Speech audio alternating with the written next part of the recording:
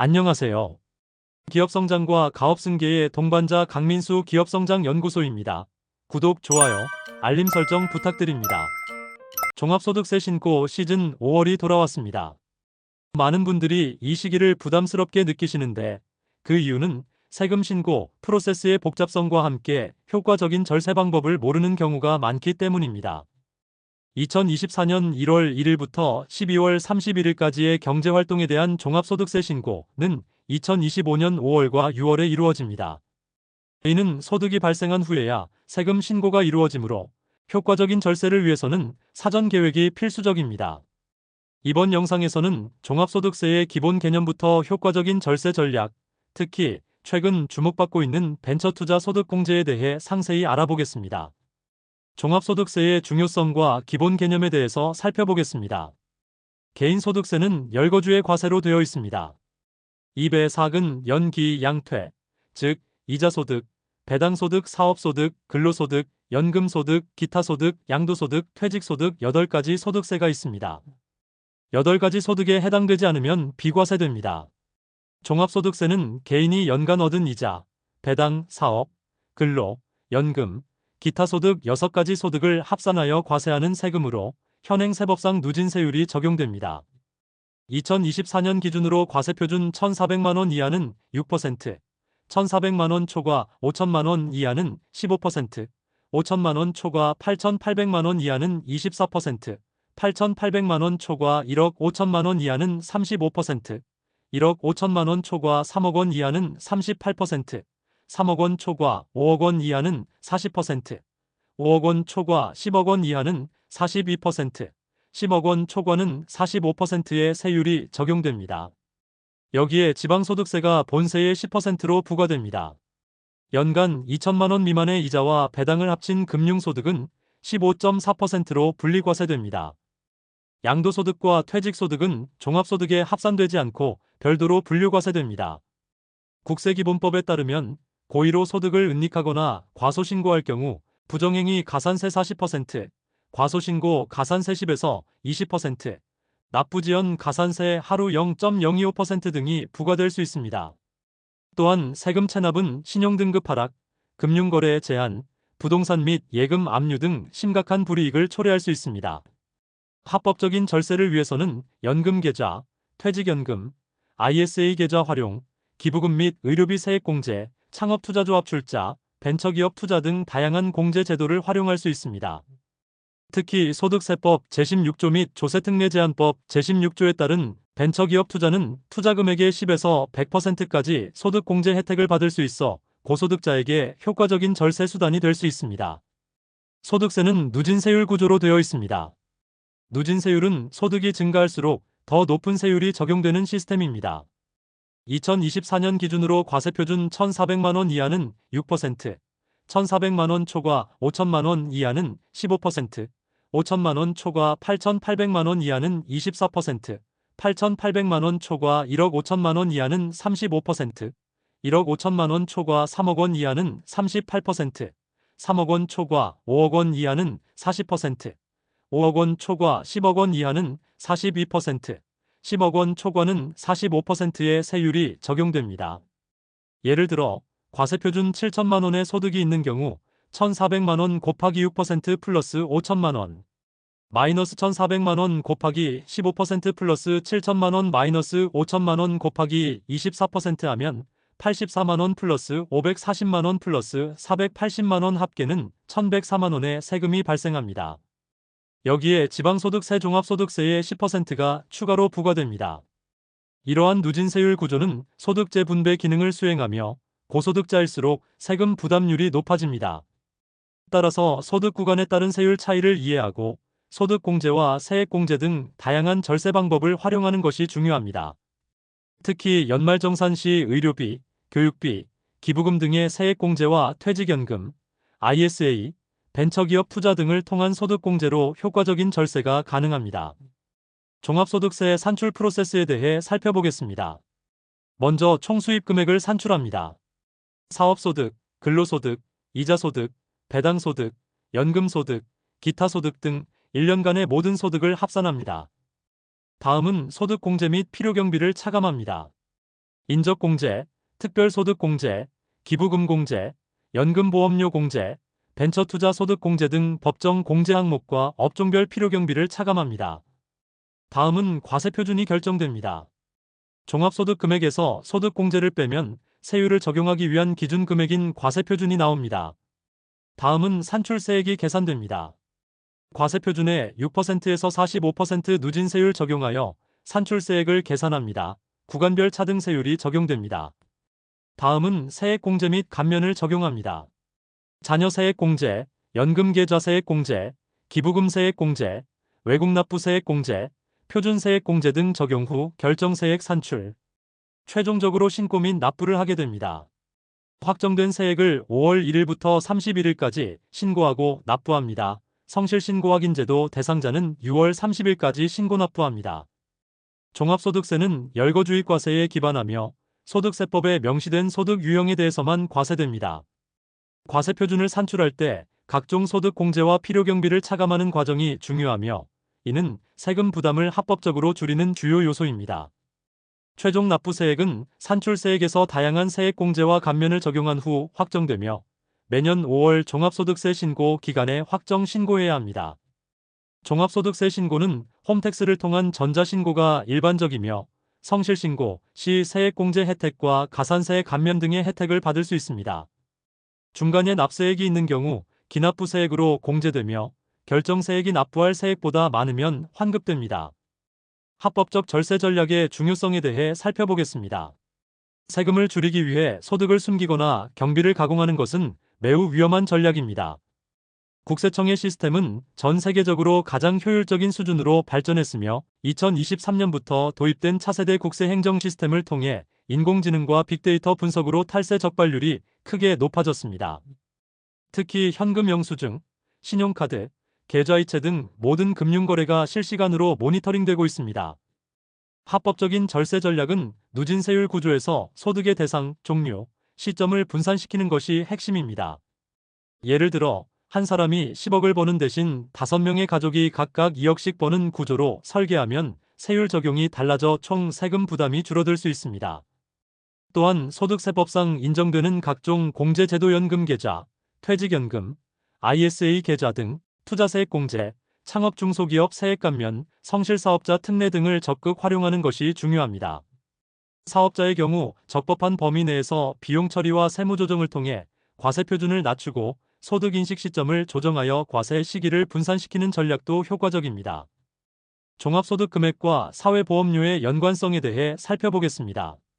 종합소득 금액은 소득세 산정뿐만 아니라 국민건강보험, 국민연금, 고용보험, 산재보험 등 4대 사회보험료 산정의 기준이 됩니다. 특히 2023년부터 건강보험료는 모든 소득을 합산한 소득 중심 부과체계로 전환되어 종합소득이 증가할수록 보험료 부담이 정비례하여 증가합니다. 2023년부터 도입된 차세대 국세 행정 시스템은 인공지능과 빅데이터 기술을 활용해 탈세 적발률을 크게 향상시켰습니다. 이 시스템은 금융거래, 부동산 거래, 신용카드 사용 내역을 실시간으로 분석하여 소득 누락이나 비정상적 경비 처리를 95% 이상의 정확도로 탐지할 수 있습니다. 소득세법 제47조 의사에 따라 부정한 방법으로 세금을 포탈한 경우 40%의 징벌적 가산세와 함께 최대 3년 이하의 징역 또는 속인 세금의 3배 이하의 벌금이 부과될 수 있습니다. 또한 2022년 개정법에 따라 탈세 이력은 국세청 데이터베이스에 10년간 보관되어 대출 심사나 공공입찰 참여 시 불이익을 받게 됩니다. 종합소득 금액은 단순히 소득세 산정 기준이 아닌 현대사회보장제도의 핵심 요소입니다. 국민연금의 경우 종합소득 신고액이 미래 연금 수령액에 직접적인 영향을 미치며 건강보험료는 2023년부터 시행된 전체 소득 기반 부과체계에 따라 종합소득 금액에 비례하여 산정됩니다. 국세청은 최신 IT 기술을 활용한 지능형 분석 시스템을 통해 과거 대비 약 2.5배 높은 탈세 적발률을 보이고 있으며 특히 자영업자의 현금 거래와 가공경비에 대한 모니터링을 강화하고 있습니다. 불법적 소득 축소는 단기적으로 절세 효과가 있을 수 있으나 적발 시 관련 법령에 따라 원금의 최대 40%에 달하는 가산세와 형사처벌을 받을 수 있어 장기적 관점에서 합법적 절세 전략 수립이 필수적입니다. 벤처투자 소득공제에 대해서 상세히 살펴보겠습니다. 법적 근거는 조세특례제한법 제16조 벤처투자조합 출자 등에 대한 소득공제와 동법 시행령 제14조에 근거하며 벤처기업 활성화 및 혁신성장 지원을 목적으로 합니다. 공제 비율은 3천만원까지 100%, 3천에서 5천만원 70%, 5천만원 초과 시 30% 공제됩니다. 창업 3년 이내 벤처기업 투자 시 공제율 1.5배 우대합니다. 투자기간은 최소 3년 이상 투자가 필요합니다. 중도, 양도 시 소득공제 금액 추징됩니다. 투자일로부터 3개월 내 투자 확인서 발급 필수입니다. 투자연도 또는 다음 연도에 소득공제 신청 가능합니다. 공제 한도는 종합소득 금액의 50%까지 소득공제 가능합니다. 최대 5천만원까지 가능합니다. 벤처투자 소득공제는 타소득공제와 별도로 적용합니다. 벤처투자 소득공제는 소득세법이 아닌 조세특례제한법 제16조에 근거한 제도로 벤처기업 육성과 혁신 생태계 조성을 목적으로 합니다. 현행 제도는 2025년 12월 31일까지 적용되며 KOTC, KONEX, 코스닥 상장 벤처기업 등 다양한 투자처가 포함됩니다. 소득공제를 받기 위해서는 중소기업 창업투자회사, 벤처투자조합, 신기술사업투자조합 등 적격기관을 통한 투자가 필요합니다. 벤처투자 소득공제는 특수관계자 배제 규정이 없어 가족이 운영하는 벤처기업에 투자하는 경우에도 소득공제 혜택을 받을 수 있습니다. 이는 가족 중심 창업 생태계를 지원하고 가족 기업의 성장을 촉진하기 위한 정책적 고려로 볼 수 있습니다. 투자 후 발급받은 투자 확인서를 종합소득세 신고 시 제출해야 하며 최소 3년 보유 시에만 세액공제 혜택이 유지됩니다. 또한 투자 연도와 그 다음 연도 중 선택하여 소득공제를 신청할 수 있어 절세 계획의 유연성을 제공합니다. 다음은 벤처투자의 법적 정의에 대해 알아보겠습니다. 벤처기업법 제2조를 보면 투자의 기본 개념을 규정하며 주식회사가 발행하는 신주, 무담보전환사채, 신주인수권 부사채, 유한회사의 출자금 등이 투자로 인정됩니다. 벤처기업으로 인정받기 위해서는 벤처투자기관으로부터 일정 비율 이상의 투자를 받거나 연구개발 역량이 우수해야 합니다. 벤처투자 촉진에 관한 법률 제2조의 내용을 보면 2020년 8월 시행된 이 법률은 투자 범위를 확대하여 주식회사의 주식, 무담보전환사채, 무담보교환사채, 신주인수권 부사채, 유한회사의 출자인수뿐 아니라 조합출자, 프로젝트 투자 등 다양한 형태의 투자를 인정합니다. 특히 창업투자조합, 벤처투자조합 등의 요건도 명확히 규정합니다. 투자와 융자를 구분해야 합니다. 벤처투자는 융자와 달리 담보나 질권 설정이 없어야 합니다. 즉, 법인의 돈을 빌려주는 형태가 아닌 지분 투자의 형태여야 소득공제 대상이 됩니다. 대법원 판례 2018두 56853에서도 투자와 대여의 구분을 명확히 하여 실질적인 위험부담 여부를 중요한 판단 기준으로 삼고 있습니다. 벤처투자 소득공제의 핵심은 단순한 세금 혜택이 아닌 벤처기업의 육성과 투자 촉진에 있습니다. 2021년 개정된 조세특례제한법에서는 투자 대상의 범위를 더욱 확대하여 예비 창업자에 대한 투자도 소득공제 대상에 포함시켰습니다. 따라서 법은 투자의 정의를 명확히 하여 진정한 벤처 투자만이 소득공제 혜택을 받을 수 있도록 규정하고 있습니다. 투자로 인정받기 위해서는 담보나 질권 설정 없이 회사의 지분을 취득하는 형태여야 합니다. 이는 벤처기업의 위험을 함께 부담한다는 투자의 본질을 반영한 것이며 국세청 질의회신에서도 이 원칙을 재확인하고 있습니다. 이러한 법적 정의에 부합하지 않는 투자는 소득공제 혜택을 받을 수 없으므로 투자 전 법적 요건을 철저히 검토해야 합니다. 벤처투자 소득공제 활용 시 주요 고려사항에 대해 살펴보겠습니다. 적격 벤처기업에 대한 투자이어야 합니다. 조특법 제16조에 따른 벤처기업 또는 창업 3년 이내 기술성 사업성이 우수한 기업에 투자해야 합니다. 3년 이상 보유해야 합니다. 세액공제를 받은 주식은 최소 3년 이상 보유해야 하며 이전에 처분할 경우 공제받은 세액이 추징됩니다. 특수관계자에게도 투자가 허용됩니다. 타소득공제와 달리 특수관계자 배제 규정이 없어 가족이 운영하는 기업에도 투자 가능합니다. 투자 확인서를 필수적으로 받아야 합니다. K스타트업에서 발급받은 벤처투자 확인서가 필요하며 종합소득세 신고 시 제출해야 합니다. 벤처투자 소득공제는 개인이 벤처기업에 투자한 금액의 100%를 종합소득금액에서 공제해주는 제도입니다. 투자 방식은 신주, 전환 사채 시비, 신주인수권 부사채 BW 등 지분 투자의 형태여야 합니다.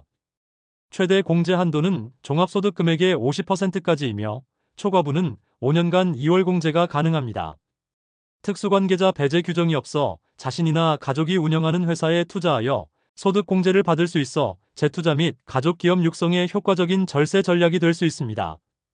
다음은 특수관계자 투자에 대한 이해입니다. 제도의 역사는 IMF 시기에 우수 중소기업 지원을 위해 20년 이상 전에 도입된 제도로 2021년에는 공제율이 30%에서 100%로 확대되었습니다. 법적 근거는 조세특례제한법 제16조 중소기업 창업투자회사 등의 출자에 대한 소득공제에 따라 적용되며 특수관계자 배제 규정이 명시되어 있지 않습니다. 기관의 해석은 국세청, 기재부, 중기부 모두 특수관계자 투자에도 소득공제 적용이 가능하다고 유권 해석하며 이는 여러 질의회신을 통해 확인되었습니다. 재투자 가능성은 특수관계자 배제 규정이 없어 좋은 벤처기업에 반복 투자가 가능하며 최대 5년간 2월 공제 혜택도 받을 수 있습니다. 가족기업 활용 혜택입니다. 가족이 운영하는 벤처기업에 투자하여 사업 확장과 세금 혜택을 동시에 추구할 수 있으며 가업 승계 과정에서도 활용 가능합니다. 벤처 투자 소득 공제에서 특수관계자 배제 규정이 없다는 것은 매우 중요한 특징입니다. 국세청, 기재부, 중기부 모두 특수관계자에게 투자해도 소득 공제가 가능하다고 일관되게 해석해왔습니다. 이는 자신이 주주로 있는 회사나 가족이 운영하는 기업에 투자하여 소득 공제를 받을 수 있다는 의미입니다.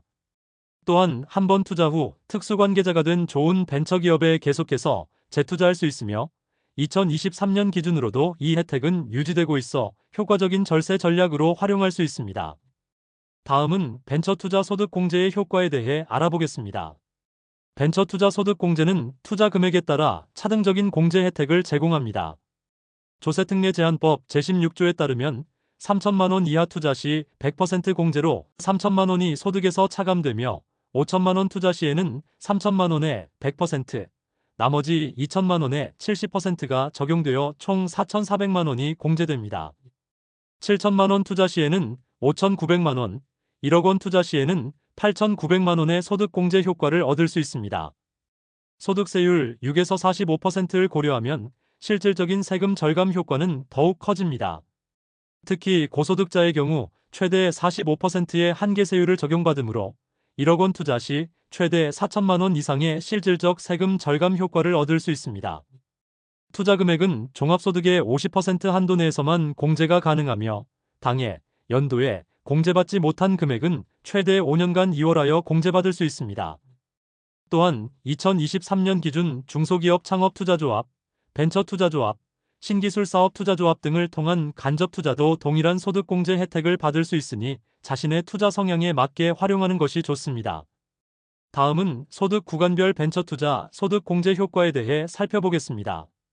벤처투자 소득공제의 실질적 효과는 투자자의 소득 구간과 적용세율에 따라 크게 달라집니다. 2024년 기준 종합소득세율은 과세표준에 따라 6%부터 45% 초과까지 단계적으로 적용됩니다.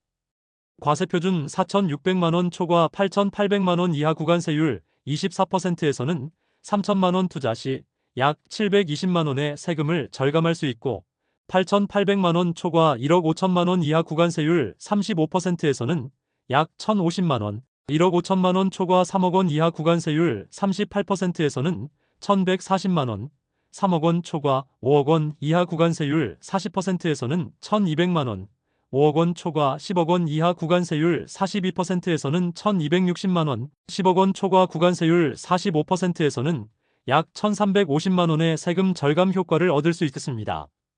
특히 벤처기업 직접 투자나 벤처조합을 통한 간접 투자 모두 동일한 소득 공제율이 적용되며 1억 원 투자 시에는 소득 구간에 따라 최대 약 4,005만 원까지 세금 절감이 가능합니다.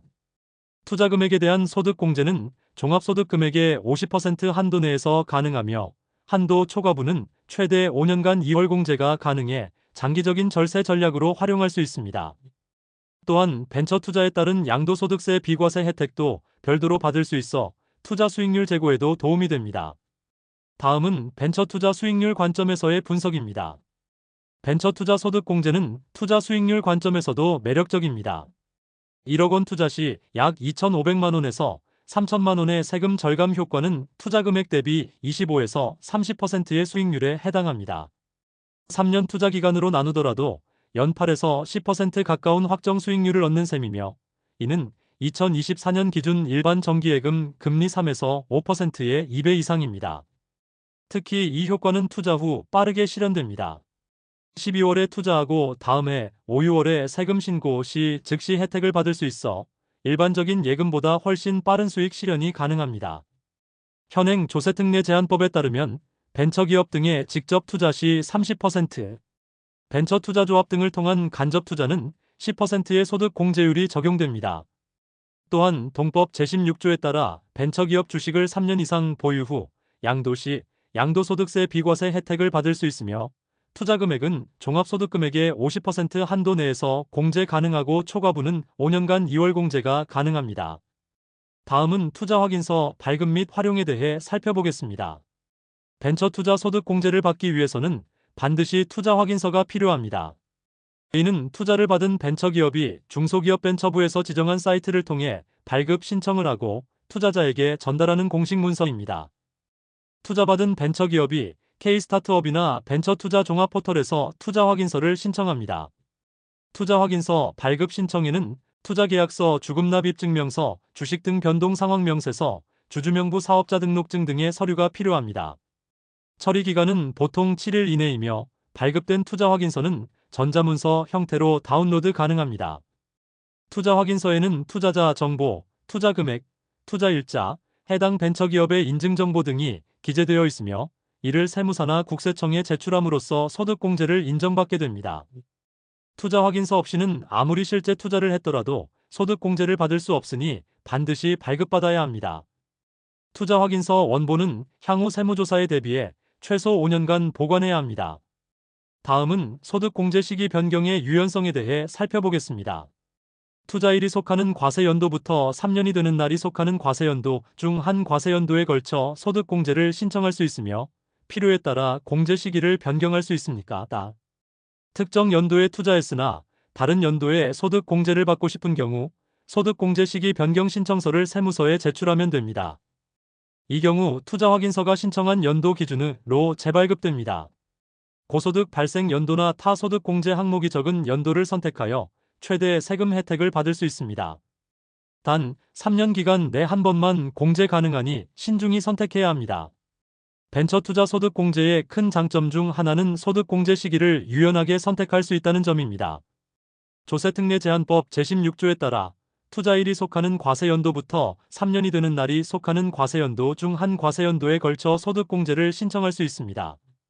예를 들어 2023년에 투자했다면 2023년, 2024년, 2025년 중 원하는 한 해에 소득공제를 받을 수 있습니다. 만약 2023년에 신청했으나 2024년에 공제받는 것이 더 유리하다고 판단되면 소득공제 시기 변경 신청서를 제출하여 변경할 수 있습니다. 단, 한 번 선택한 과세연도에서 다른 과세연도로 변경할 경우 국세청에 소득공제 시기 변경 신청서를 제출해야 하며, 이는 종합소득세 신고 기간 내에 이루어져야 합니다. 이러한 유연성을 통해 자신의 소득 상황에 맞춰 최적의 세금 혜택을 받을 수 있습니다. 다음은 지속적인 벤처투자 전략에 대해 살펴보겠습니다. 벤처투자 소득공제는 매년 새로운 투자를 통해 지속적으로 활용할 수 있습니다. 2022년 개정된 조세특례 제한법에 따르면 벤처기업 등의 투자 시 개인 투자자는 투자 금액의 100%를 소득공제 받을 수 있으며, 최소 투자 보유기간만 준수하면 투자금을 회수한 후 다시 다른 벤처기업에 투자하는 방식으로 계속해서 소득공제 혜택을 누릴 수 있습니다. 예를 들어 2025년에 투자한 금액은 2028년에 회수하여 다시 투자할 수 있고, 2026년에 투자한 금액은 2029년에 회수하여 재투자할 수 있습니다. 특히 창업투자조합이나 벤처투자조합 등 간접투자 방식을 활용하면 투자 전문가의 도움을 받으면서도 최소 보유기간이 1년으로 단축되어 벤처투자 물레방아 전략을 더욱 효율적으로 실행할 수 있습니다. 이런 순환 투자 방식은 일정 금액으로 지속적인 벤처 투자와 매년 안정적인 소득 공제 혜택을 얻을 수 있는 장점이 있습니다. 다음은 가족기업 활용 전략에 대해 살펴보겠습니다. 의료인이나 전문직 종사자가 진료 외 경제활동을 위한 MSO 가족법인을 설립하여 소득의 대상을 분산시키는 전략입니다. 이를 통해 고소득 구간에 집중된 세금 부담을 완화하고 법인 세율 9의 19%의 낮을 세율 혜택을 받을 수 있습니다. 가족법인이 벤처기업 인증을 받아 특수관계자인 가족 구성원으로부터 투자를 유치하고 소득공제 혜택을 제공합니다. 벤처기업 인증은 4가지 유형으로 신청할 수 있습니다. 벤처 투자 유형, 연구개발 유형, 혁신성장 유형, 예비벤처 유형으로 나뉘는데 가족기업 활용할 때는 벤처 투자 유형을 활용합니다. 가족 구성원은 투자를 통해 소득공제를 받고 가족법인은 투자금을 활용해 부동산, 주식, 채권 등 다양한 자산에 투자하여 시너지 효과를 창출합니다.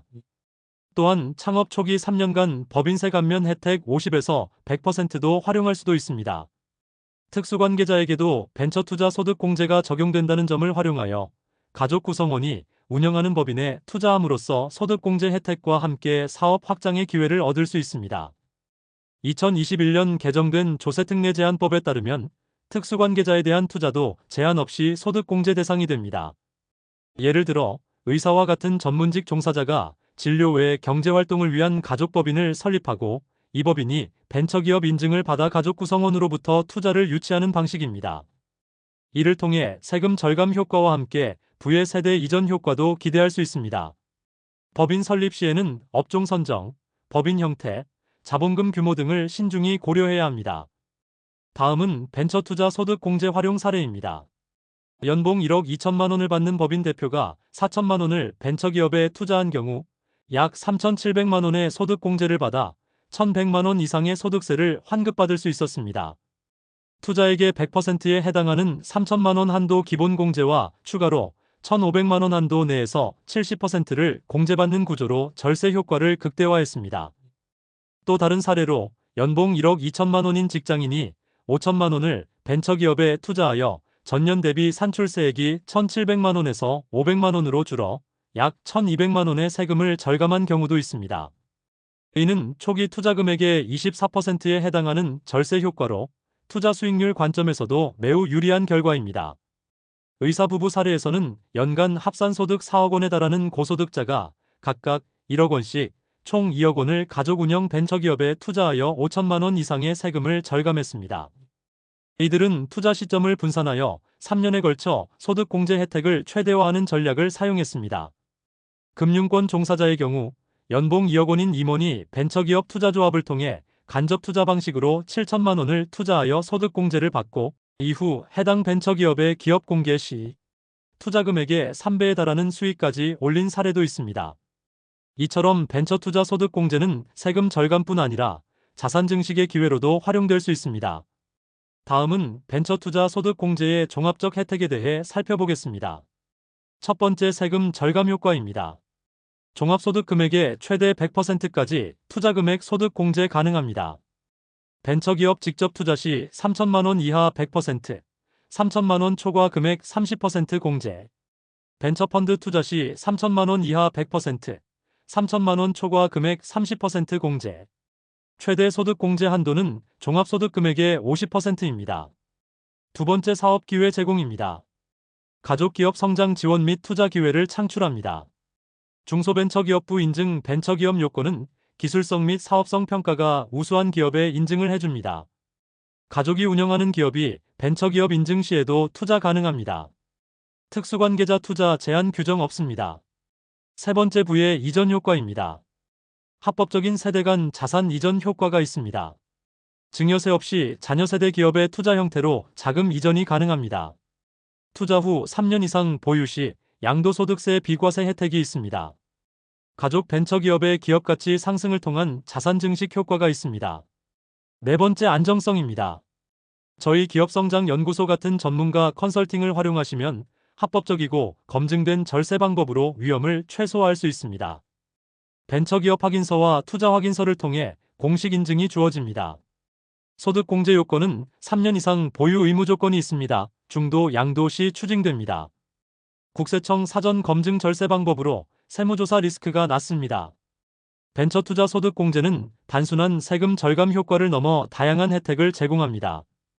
2023년 세법 개정에 따라 종합소득 금액의 최대 50%까지 소득공제가 가능하며 3천만 원 이하 투자금액은 100% 전액공제 혜택을 받을 수 있습니다. 특히 중소벤처기업부가 인증한 벤처기업이라면 특수관계자 배제 규정이 없어 가족기업에 대한 투자와 성장 지원이 가능합니다. 또한 가족법인을 통한 투자로 증여세 부담 없이 합법적인 부의 세대 이전 효과도 얻을 수 있으며 투자 후 3년 이상 보유 시 양도소득세 비과세 혜택까지 받을 수 있습니다.